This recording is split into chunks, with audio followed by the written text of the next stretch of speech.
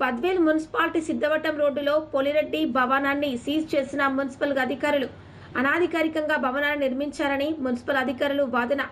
మా ఇంటికి ఫ్లాట్ అప్రూవల్తో పాటు ఇంటి పన్ను మున్సిపాలిటీనే ఇచ్చింది. గురువారం ఇంటి పన్ను 14,000 కట్టించుకుని శుక్రవారం మా ఇంటికి హెచ్చరిక బోర్డు అంటించడం ఏంటి అని బాధితులు ఆవేదన. ఇది కేవలం రాజకీయ కుట్రతోనే మా ఇంటిని సీజ్ చేశారని బాధితుల ఆవేదన.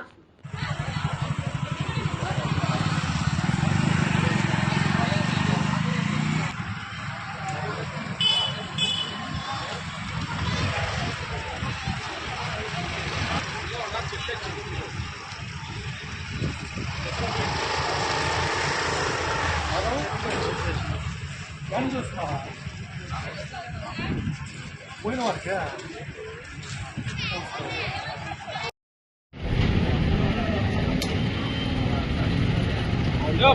రోడ్డు మీద రోడ్డు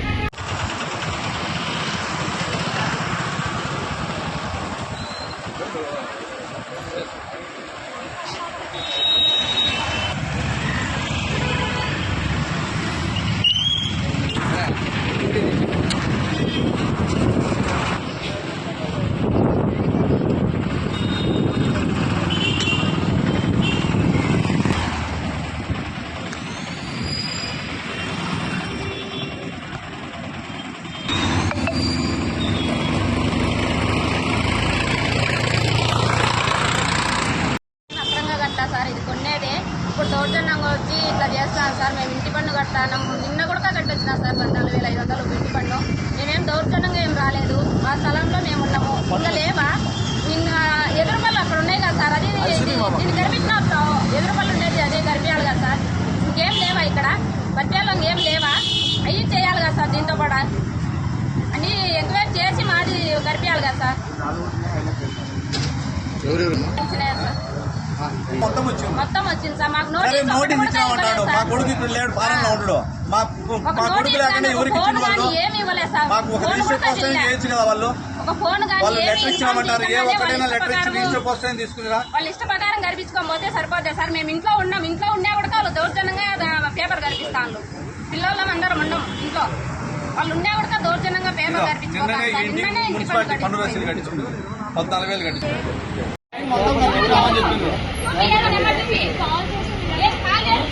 ఎవరికమ్మా చేసింది? అమ్మా ఈ శాశ్వతం కాదు, చాలా టైం ఉంది మనకు కూడా. ఈ రోజు మాకు ఇల్లు కూడా ఏమి కాదు. మా పోయిందనుకుంటా ఆట కూడా కరెక్ట్గా ఉండాలి. మాకేమైనా ఫోన్ చేసి కానీ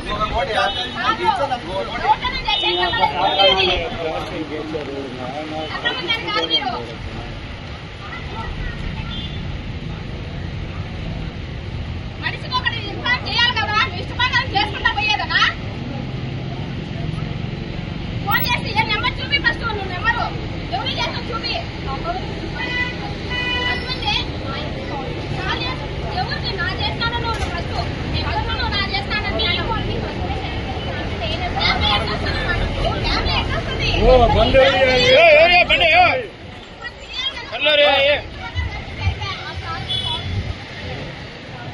ఫస్ట్ నాకంటాను. మళ్ళీ ఇవ్వాలి కదా.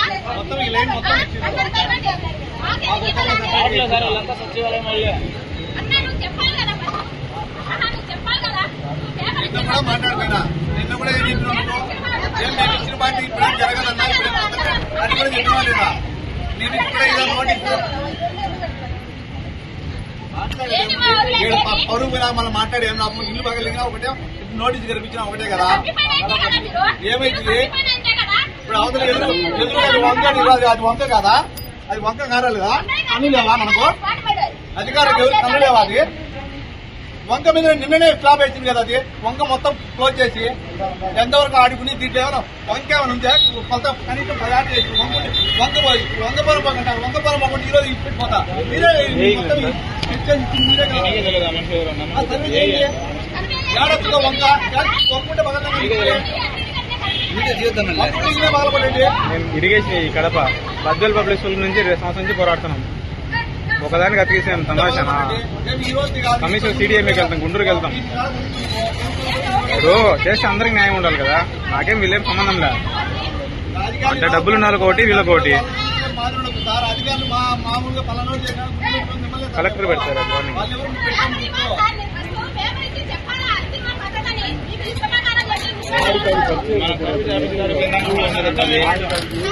సార్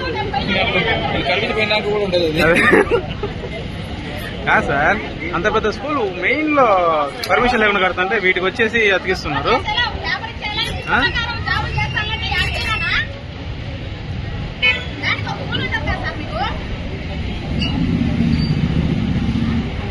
మండలము బద్వేల్ మండలము తెలుగు కాలనీలో ఉండే దొంకిల పన్నీంద్రారెడ్డి మా కొడుకు, వచ్చేసి బైసాని శివారెడ్డి కొడుకు అంబవరం లక్ష్మీదేవి, వీళ్ళిద్దరు కలిసి గత 2011 నుంచి ఇల్లు కనెక్షన్ ఉండదు. ఏ రోజు కూడా మాకు నోటీస్ కానీ ఏ పొద్దు కూడా పని ఆపమని కానీ మాకు ఏ రోజు చెప్పలే. ఈ రోజు అన్ఎక్స్పెక్టెడ్ గా ఏదో మీకు ఇంతకుముందు నోటీస్ ఇచ్చామని నోటీసులు ఇచ్చింది అయితే మాకు ఏ రోజు కూడా వాళ్ళు ఇవ్వలే.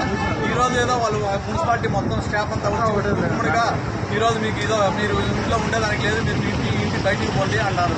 కేవలం ఎందువల్లంటే మా ఒక్క ఇంటికి కూడా మాకు కొంత టైం ఇవ్వండి సార్, ఏదైనా మాదేమైనా తప్పు ఉంటే అవతల ఎదురుగా కూడా ఇండ్లు ఉంటాయి కదా, ఆ ఇంటి వాళ్ళకు మోరీ లేదు మాకే మోరీ ఉందా అంటే ఇది ఆల్రెడీ పట్టా ల్యాండే.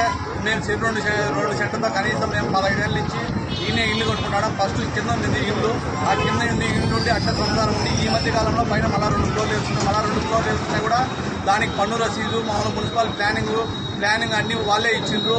నిన్న కూడా మళ్ళీ మున్సిపాలిటీ జనాన్ని కూడా ఒక ఇంటికి అమ్మవరం లక్ష్మీదేవి ఇంటికి 14,000 రూపాయలు డబ్బులు కూడా కట్టించుకున్నారు, నిన్ననే కట్టించుకున్నారు. మళ్ళీ ఈ రోజు వచ్చి నోటీసు కట్టించి మీరు ఇంట్లో నుంచి బయటికి పోండి అని ఆమె డోర్ లాక్, ఆమె బయటికి పోయిన పట్టే డోర్ లాకేసి ఒక బ్యానర్ కనిపించి మీరు ఇంట్లో ఉండడానికి లేదు, మీ ఇల్లు సీజ్ చేస్తాను ఇమ్మీడియట్లీగా అంటాను. ఇది రాజకీయ కక్షంగా, కేవలం రాజకీయ కక్షకు సంబంధించి తప్పగా అనుకోకట్లేదు. నేను ప్రజెంట్ ఇప్పుడు బద్వేల్ మండలానికి జెడ్పీడీసీని. ఇంతకు ముందు వాళ్ళ పార్టీ వచ్చిన పార్టీ నన్ను చాలా ప్రోత్బలం చేసి మీరు రాండి పార్టీలోకి, మీకు మంచి స్థానం ఉంటుంది, మీకు ఎలాంటి ఇబ్బంది పెట్టరని మేము అట్లాంటి ఒక పార్టీలో గెలిచి మళ్ళీ ఒక పార్టీలో పోవాలనేది మాకు ఎప్పుడు లేదని మేము వాళ్ళ ఆప్షన్లన్నీ తిరస్కరించినాం. మా తమ్ముడు కూడా గత 3 సార్ల నుంచి సర్పంచ్గా ఉన్నాడు మా పుటాపల్లి పంచాయతీకి. మా సర్పంచ్ మీ తమ్ముడు మీరు రాండి, ఎలాంటివి లేదు, మీకు అన్నీ కూడా ఎలాంటి ఇబ్బంది లేకుండా అన్ని చూసుకుంటాం అని, లేకపోతే జరగబోయే రోజులు అన్ని ఇబ్బందులు పెడతామని కూడా చెప్పిండ్రు.